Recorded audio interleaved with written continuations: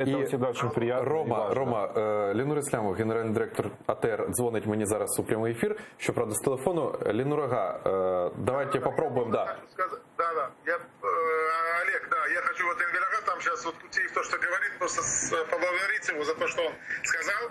Вы просто его должны сказать, что это член Меджлиса. Вот я сейчас был в головном казначействе, которое тоже пыталась как-то так этот вопрос решить, вот сейчас вот прямо оттуда еду. В итоге также вопрос сейчас не решен, также там вот те сотрудники, которые это сделали, они также как бы это все оправдываются. Но я все-таки думаю, что все-таки это не в них вина, не в их сотрудниках, а гораздо глубиннее.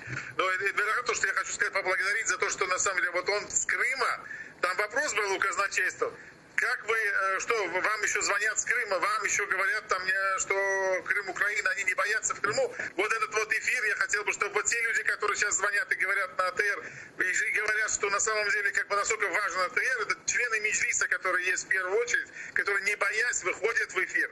И еще об этом говорят. И чтобы они это говорили, это площадка единственная, где они могут это говорить.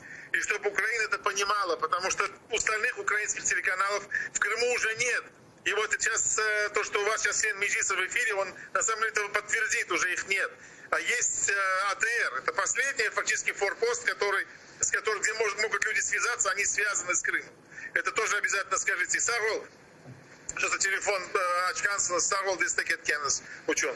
А халқымызға Сагол Мураджат Тенчха, машалла сізге халқымыз ақша жоллаймын, бүгін даже жолладылар Крымнан ақша.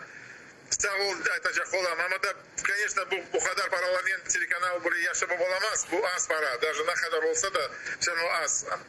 Білмеймін, не апажамыз да, амада біз более бір күрешіні ямы тежеміз. Потому что бойсын мадық и бойсын мажамыз. Сағолыңыз. Тамам.